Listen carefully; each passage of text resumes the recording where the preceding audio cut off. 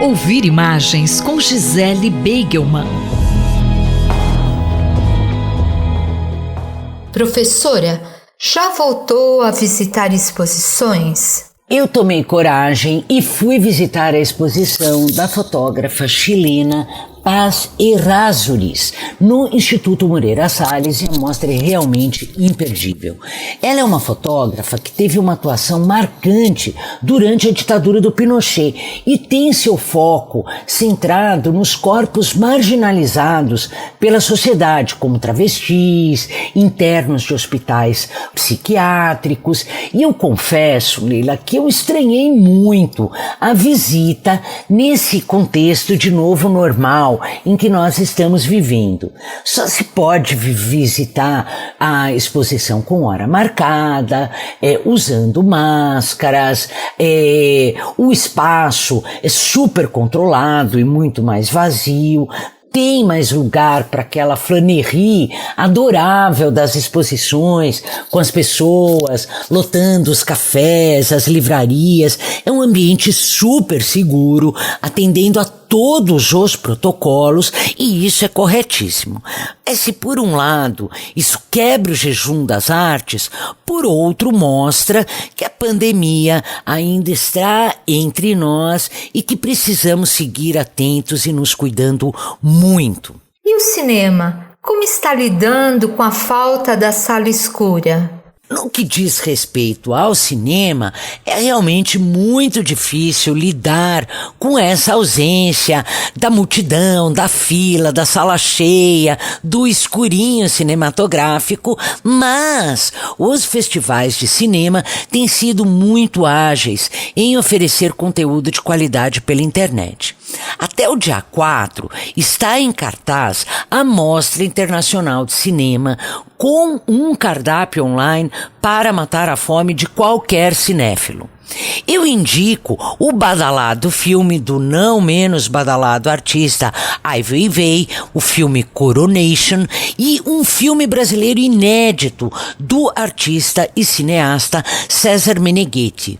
Mais conhecido pelas suas instalações multimídia, o César apresenta na mostra o filme Glauber, Claro. É um documentário experimental sobre os anos de exílio do cineasta na Itália, que revisita a Roma do Glauber Rocha por meio das memórias dos seus amigos, dos colaboradores, e também passeando e atualizando os lugares de Roma que foram o pano de fundo do seu último longa-metragem, que se chama Claro.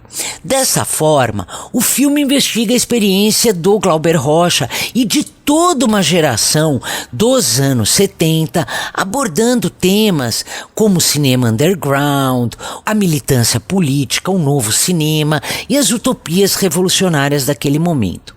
Esse mergulho mostra a urgência de nós revisitarmos Glauber Rocha hoje, não só pelas suas temáticas, mas especialmente pelos seus procedimentos cinematográficos, que estão na base de uma arqueologia das novas práticas audiovisuais, como as da mídia ninja. Bom, assistam Glauber, Claro, só vai até o dia 4 de novembro. O filme é do César Meneghetti e também tem outros vários incríveis filmes disponíveis no site da mostra, mostraplay.mostra.org. Eu fico por aqui. Um bom dia para você, uma ótima semana para nós e até a próxima. A professora Gisele Beigelman conversou comigo, Leila Kiyomura, para a Rádio USP.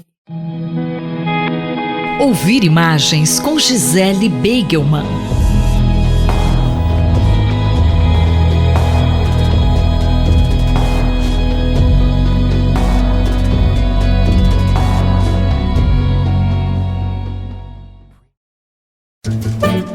Horizontes do Jornalismo, por Carlos Eduardo Lins da Silva. Professor Carlos Eduardo, agora que chegamos às vésperas da eleição para presidente nos Estados Unidos, que avaliação o senhor faz tanto da cobertura quanto do posicionamento da imprensa norte-americana? Eu acho que houve alguns progressos em relação a 2016, quando, me parece, a maior parte da imprensa americana acabou por contribuir para a divulgação do nome e das ideias do então candidato Donald Trump, que foi o grande azarão daquele pleito. Eu acho que, em grande medida, a imprensa americana, pelo menos a mais tradicional, a mais profissional, não entrou em alguns dos golpes que o presidente Trump tentou aplicar na opinião pública e nos próprios veículos jornalísticos. Por exemplo, o advogado particular do presidente, ex-prefeito de Nova York, Rudy Giuliani, tentou fazer com que o Wall Street Journal, que é um jornal de propriedade de Rupert Murdoch, apoiador e amigo do presidente, publicasse uma matéria a respeito de supostos e alegados crimes de corrupção praticados pelo filho do seu oponente, Joe Biden, mas o Wall Street Journal não quis publicar porque viu que era um material que não estava bem embasado em fatos e dados. Essa matéria acabou saindo num jornal sensacionalista de Nova York, New York Post, que também é de um amigo do presidente Trump, que também apoia o presidente Trump. Esse jornal publicou a matéria com grande alarde, mas ela não teve repercussão maior nos outros veículos de comunicação e, inclusive, muitos se dedicaram a desconstruir a maneira como os dados para aquela matéria foram obtidos. Portanto, não serviu de via de comunicação entre o presidente Trump e o público. Fez o que o bom jornalismo deve fazer. Por outro lado, continuou a imprensa, em grande parte, dando muito espaço para o presidente Trump. Não tanto quanto em 2016, quando quase todos os seus comícios eram transmitidos ao vivo e na íntegra por redes de televisão como o CNN. O fato é que, nesses 4 anos, todo o estilo ultrajante, debochado, completamente fora dos padrões tradicionais da política americana do presidente Trump, acabou cansando, acho que tanto o público quanto os veículos de comunicação. Então, em suma, eu acho que a cobertura da imprensa melhorou em relação a 2016, mas ainda acabou servindo de instrumento de conexão entre o presidente e o seu público, que poderia ser mais crítico do que foi. E a imprensa brasileira, professor, como se comportou? A imprensa brasileira acho que está cobrindo bem a eleição americana, embora com limitações muito grandes em comparação a anos anteriores, por causa da crise financeira que a imprensa brasileira, como de outros países, atravessa, e também por uma questão de limitação provocada pela pandemia.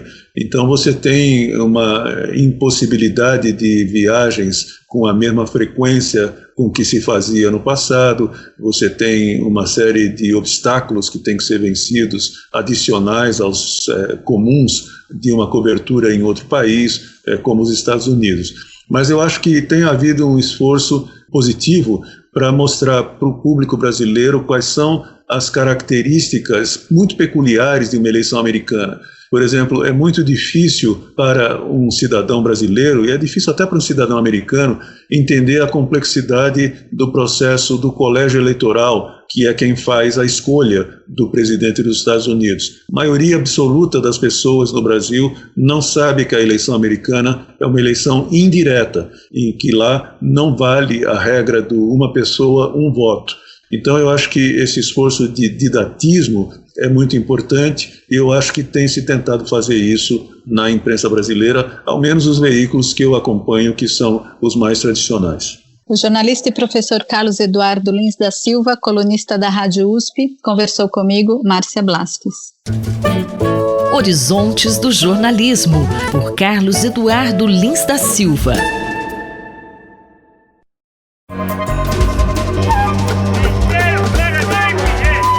Saúde e Meio Ambiente, por Paulo Saldiva.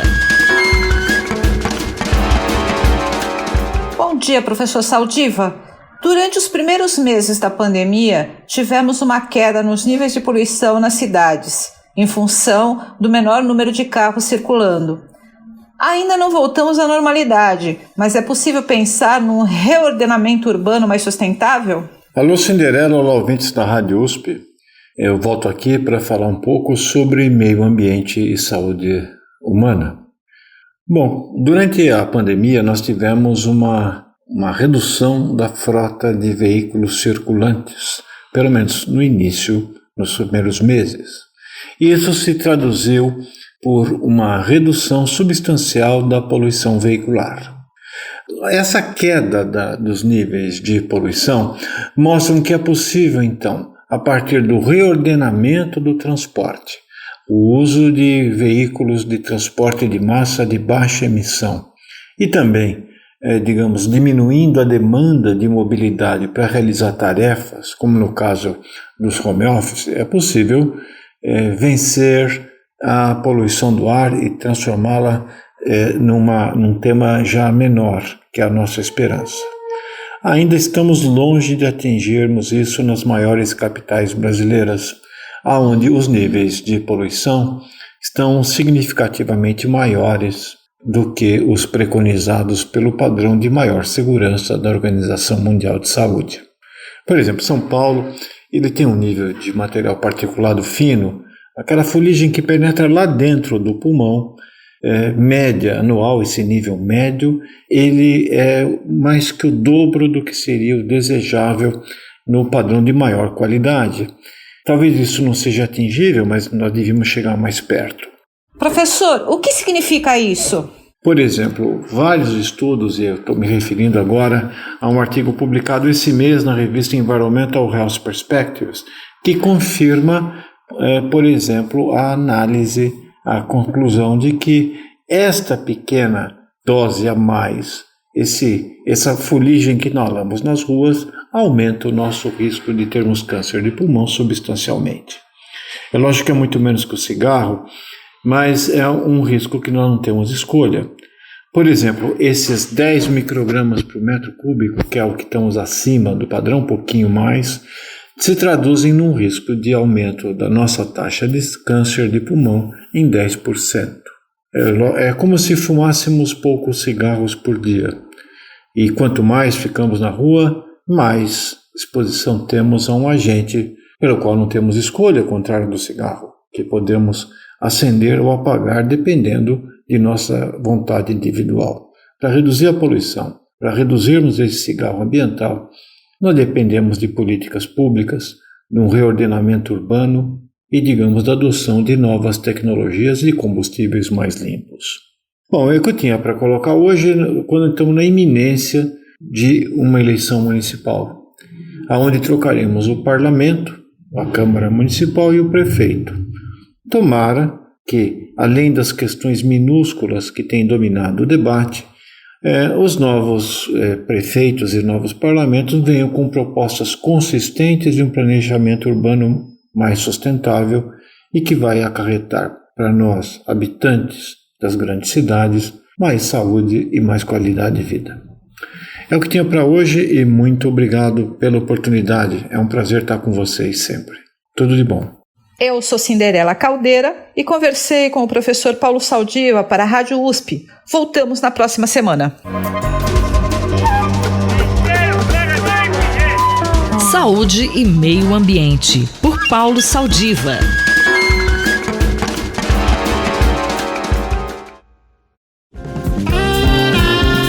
Corpo em Movimento, por José Carlos Fará.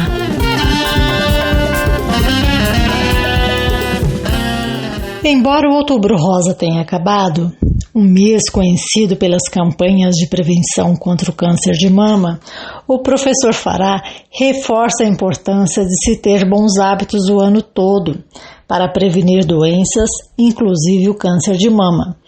Isso inclui a prática regular de atividade física, o controle de estresse e uma boa alimentação. Ele cita um artigo publicado na Nature que mostra que o sedentarismo é responsável por mais mortes por câncer de mama se comparado a outros fatores de risco. Olá, ouvintes! Todos os anos, no mês de outubro, tradicionalmente é a campanha de prevenção ao câncer de mama, o Outubro Rosa. Segundo o Instituto Nacional do Câncer, o INCA, é um movimento internacional de conscientização para o controle do câncer de mama e foi criado no início da década de 1990 pela Fundação Susan Komen for the Cure. É celebrada anualmente, com o objetivo de compartilhar informações, promover a conscientização sobre a doença, proporcionar maior acesso ao serviço de diagnóstico e de tratamento e, principalmente, contribuir para a redução da mortalidade. Todas as ações têm o propósito de chamar a atenção das pessoas para a importância da prevenção e diagnóstico precoce do câncer de mama. O câncer de mama é o tipo de doença mais comum entre as mulheres de todo o mundo. No Instituto de Câncer do Estado de São Paulo, o ICESP, os grupos de mastologia e oncomama realizam em média 2.300 atendimentos por mês. Segundo esses institutos, o diagnóstico precoce possibilita tratamentos menos invasivos, com maiores chances de sucesso e mais qualidade de vida ao paciente. O câncer de mama é a multiplicação de células anormais, podendo ter origem por alterações genéticas adquiridas ou hereditárias, e boa parte dos diagnósticos tem evolução favorável se tratados em tempo adequado. Hábitos como a boa alimentação, o controle do estresse e a prática da atividade física são fundamentais na prevenção da doença. Segundo o Ministério da Saúde, a prática da atividade física também ajuda a diminuir o risco de câncer de mama, através da diminuição da gordura corporal, equilíbrio na produção de estrogênio e insulina, que são fatores que estimulam o aparecimento no câncer de mama.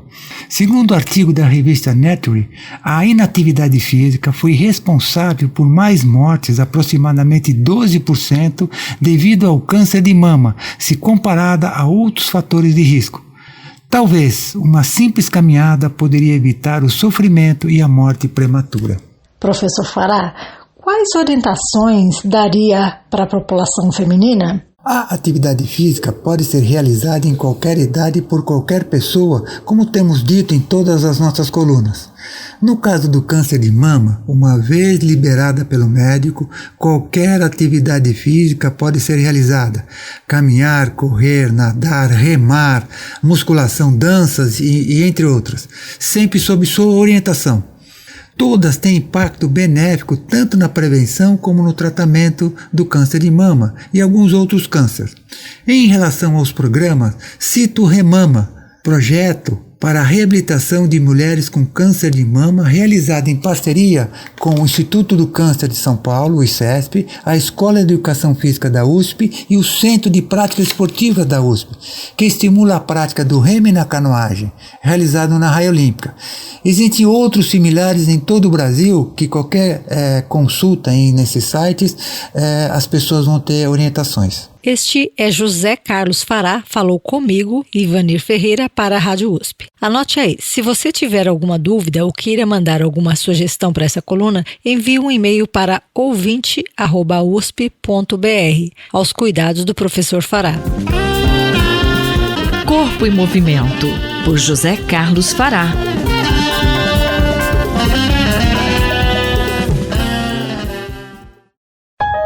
Observatório da Inovação, com Glauco Arbix. Professor, nesta grave crise sanitária provocada pela pandemia do coronavírus, a comunidade científica vem dando sua contribuição para a sociedade. E as empresas privadas brasileiras vêm colaborando também com a sociedade nessa crise, professor? Bom dia. Bom dia, ouvintes da Rádio USP. Bom dia, Cinderela. Aqui na minha coluna eu tenho sempre insistido e destacado o esforço que tem feito a comunidade acadêmica, a universidade, fora do Brasil e aqui no Brasil, de uma maneira surpreendente, um esforço exatamente de solidariedade aqui em meio à pandemia, a esse número gigantesco de contaminados, a esse número muito trágico de mortes, que já somam mais de 140 mil pessoas. Muitas delas, como nós sabemos, poderiam ter sido evitadas. O que não tenho chamado tanto atenção, apesar de já ter pontuado aqui nesta coluna, é exatamente a atuação das empresas, né? A gente sabe que o Brasil não tem uma tradição muito forte de empresas que têm laços com a sociedade, que procuram desenvolver seus projetos, Mas isso vem mudando ao longo dos tempos e mesmo agora na pandemia nós notamos alterações muito fortes no número significativo de empresas que não só prestaram solidariedade, não só distribuíram cestas básicas, máscaras, disseminaram informações corretas, ajudaram pequenos negócios a sobreviver. Esse é um movimento muito forte que tomou conta de uma parte significativa da sociedade e também das empresas privadas, insisto, contrariando uma certa tradição brasileira de sempre manter negócios, sociedade à parte. Nós vivemos um momento diferente. A grande questão é saber se essa mudança, que inclusive levou empresas pela primeira vez a investir em pesquisa científica, não para os seus negócios, não para os seus produtos, para os seus medicamentos, pesquisa em geral, né, para investir em fomentar aquilo que a universidade pode fazer, aquilo que centros de pesquisa podem fazer espalhados pelo Brasil afora. É uma mudança de qualidade que a gente espera que veio para ficar. Nós não sabemos, mas a gente espera que aconteça isso. Professor, por que é importante essa questão? Porque, na verdade, a pandemia jogou as empresas para frente, né, no futuro digital. Elas são obrigadas a trabalhar e foram obrigadas a trabalhar de uma maneira distinta e mais ainda foram obrigadas a prestar atenção na trajetória da doença, nos sistemas de saúde, nas decisões públicas, exatamente porque elas foram obrigadas a proteger, foram levadas a proteger os seus funcionários. Essa é a questão chave. Sempre, é claro, nós temos empresas que tentaram se aproveitar da crise, aquelas que desenvolveram sistemas de corrupção, e aquelas que ignoraram solenemente seus funcionários, simplesmente demitiram, tal, mas houve movimentos e há movimentos em andamento que são de tipo diferente que nós temos obrigação de realçar e valorizar, porque nós gostaríamos que isso ficasse. E eu não falo no ar isso aí, né? Há estudos que acabaram de sair mostrando em outras crises como as empresas que puseram os seus funcionários, as pessoas na frente, elas acabaram ganhando uma dimensão que elas não tinham antes e acabaram tendo mais sucesso nos seus próprios negócios. Essa é a grande lição que a gente pode aprender de crises passadas e que tende a se reproduzir agora na Covid, no enfrentamento da Covid. Isso é empresas que olham para as pessoas de uma maneira diferente. Nós torcemos para que essa realidade permaneça, para que ela fique, porque ela é muito importante para as empresas, para a qualidade do emprego, para a manutenção do emprego e é importante para a economia e para o nosso país. Mais informações sobre inovação estão disponíveis no site Observatório da Inovação do Instituto de Estudos Avançados da USP, oic.unap.usp.br. Eu sou Cinderela Caldeira e conversei com o professor Glauco Arbix para a Rádio USP. Até a próxima semana. Observatório da Inovação, com Glauco Arbix.